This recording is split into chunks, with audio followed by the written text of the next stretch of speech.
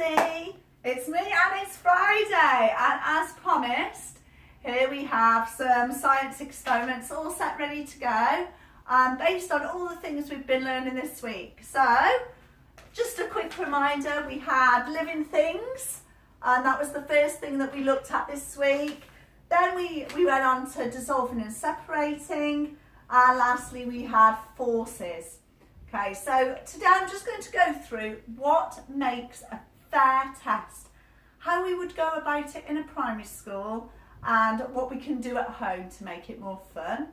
Okay, and like I said, the sessions before, they all led up to this. So all of that observing, trying it out, having some fun, and it's all ready to have a test with. Okay, so experiment-wise, most primary schools in our area, I'm not sure about yours, but we all use the set format for primarily science. Okay, this was bought into quite a while back for science, but it was a really nice layout. So if I can zoom that in a little bit. No, it's zoomed in. Oh, it's already been zoomed in, super. So at the top here we have, what are we investigating?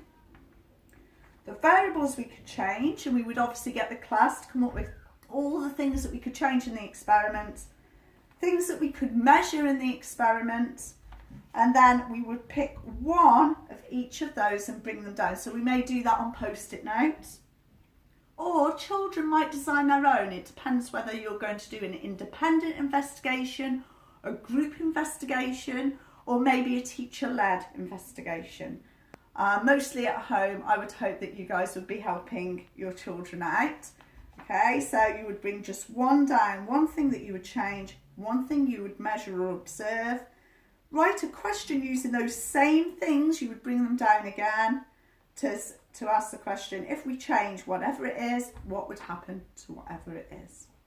Okay, and then all of these other variables need to be kept the same to make the test fair. It's really important to explain to the children why it needs to be kept fair. If you changed a lot of things, not only would it be difficult to record, and the understanding wouldn't be there, and it just wouldn't be fair. Your results would not be a fair set of results to go off. And then lastly, here there's lots of boxes for predictions, okay? But because there would be a class full, but maybe it would just be you and your children that would make a prediction.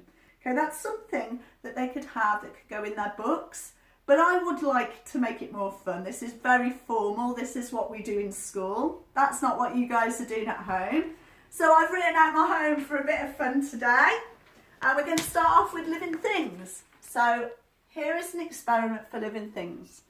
Okay, you will need at least 3, maybe 4 pot plants, all planted at the same time, okay, and all with a relatively little bit of growth. So here's a little bit of growth on it. Okay, that's only to start us off, but that's up to you whether you want to do that. But I would leave it and let it grow for a week, okay, in the same place. Although at school we don't always do that, we sometimes just plant a seed. Okay. So living things fair test. What would a plant need to let it survive? Now we all know what a plant needs to survive. However, why does it need that? And how can I prove it? Okay, so these are the variables that I could think of. We could change the plants. They could all be different. The compost it's in, the size of the plant, or the conditions. Today, for today's experiment, I've underlined conditions. We are going to change the conditions that the plant's in. We could measure or observe the height or the size of the plant, its growth, all the time taken. Okay. It's important to be able to measure something so you get a decent set of results. Okay. And there's that statement that I said we would bring a certain one of them on each of the variables would be brought down. If we change the conditions, what would happen to the height of the plant? Okay, what would happen to its growth? So today we are changing the conditions and we are measuring the height. And if Isaac, sorry, zoomed in. Excellent. He's already zoomed in, isn't he? Good as a cameraman. So we've got one pot plant, exactly the same pot plant. We would put in the dark, in a dark cupboard with just water, and we water it with the same amount of water every day, and it's the same size pot plant for each one. They were all done at the same time. It's important that everything else is kept consistent and the same, and the only thing you're changing is where the condition is to make it fair. Everything else has to be exactly the same amounts of everything, same of everything else. Okay, my second plant, this one will go in the dark. The next one will be exactly the same again, exact same plants, but I'd have 4 of them, and that one would go in the sunshine, and I would water it with the same amount of water every day at the same time of day. Okay. Number 3, again, it would be another one of these. It would have no water and the sun, and number 4, no water in the dark. Okay. And then I'd make a prediction, or the children would make a prediction, maybe not guide them at all. I predict the one in the dark cupboard will not grow because a plant needs sunlight to be able to survive. Okay. Maybe they could elaborate on that. The higher their ability and their attainment, no matter what year group they're in, they'll be able to explain why and how a little bit more thorough. In a prediction, you're looking for more scientific knowledge behind it, that the higher they are in level or ability, or as they go up through the year groups. After so much time, you start to write the results in a chart. Results are always in some form, a chart form or drawing form, so you can see. If you're younger, you might want to just draw pictures of the plant as it goes through the weeks. But here I've got plant 1, 2, 3 and 4, and I've labelled them up. And in week 1, I'm going to measure its height. I might just put a ruler in. Week 2 and week 3. And then I can gauge which one has survived and grown the best, and why is that? Okay, so right at the end of doing all of my experiment, I'll be able to look at the results and say, why? Why did that happen? How did it happen? Was it fair? If I did that test again, would I change something different? Would I do something different to make it fair?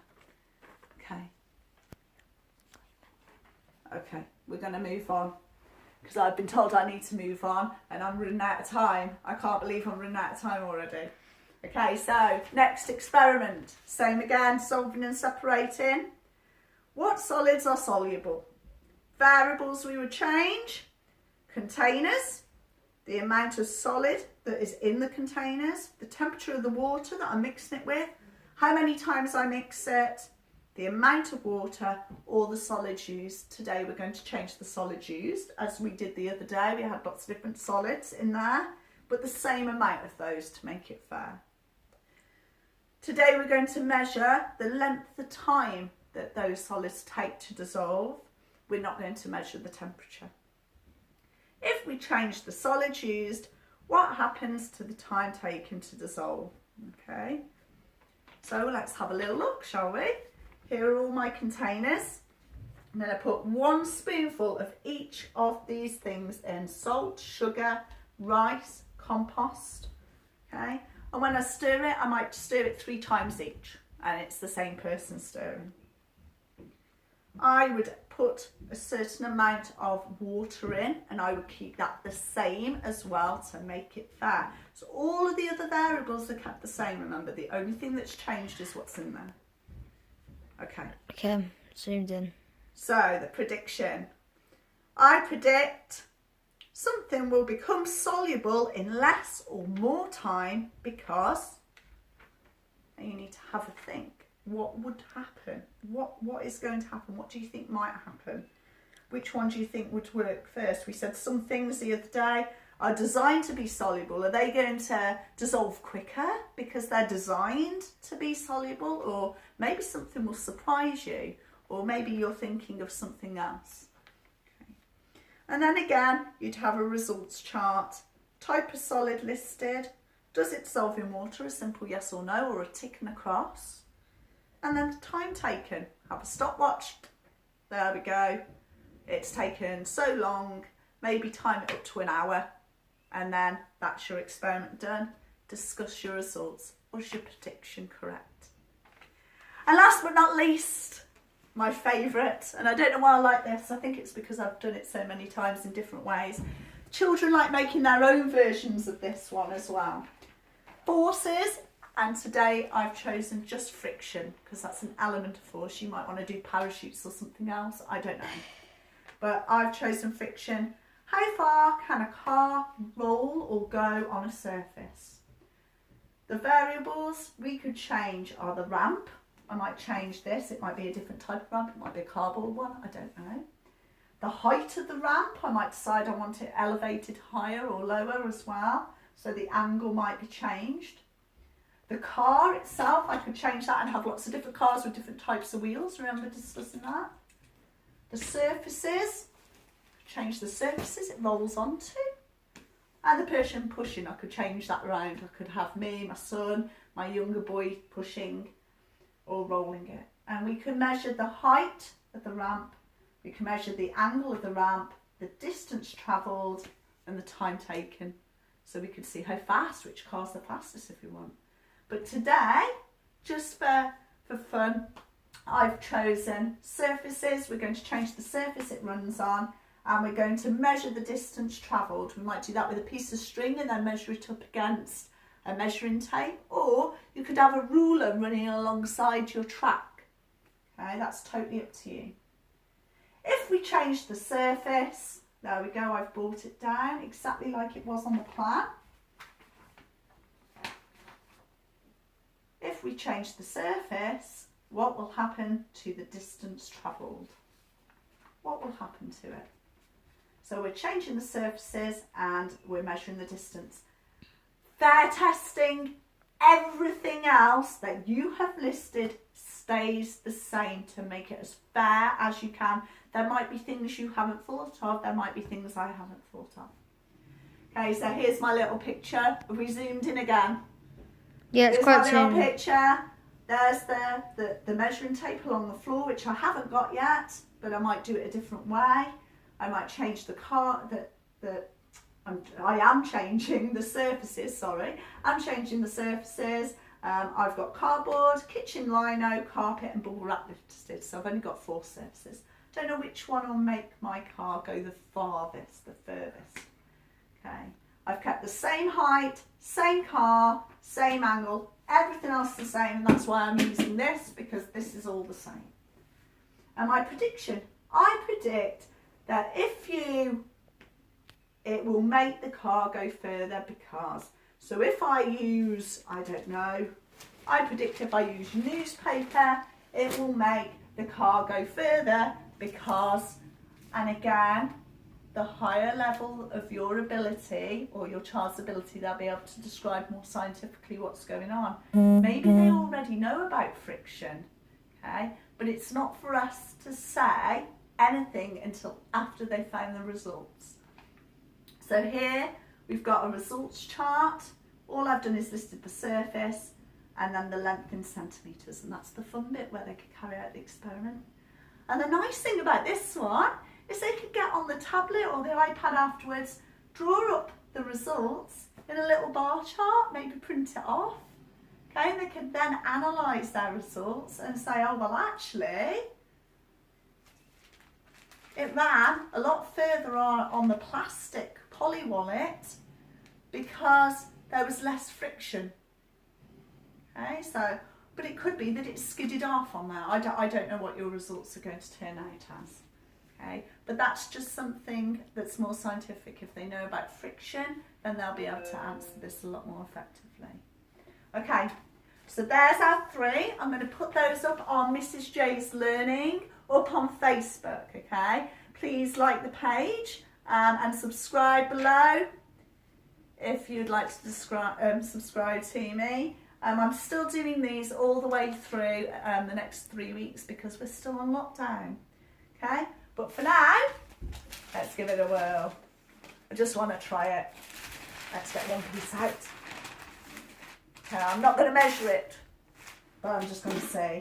Okay, so one person pushing the same amount of push or roll. Wow, it went straight onto the carpet. So Clearly I'm going to need a lot more newspaper or a bigger surface area of whatever it is that it goes on. Okay, that's all for me. Enjoy your experimenting. Woohoo! See you later.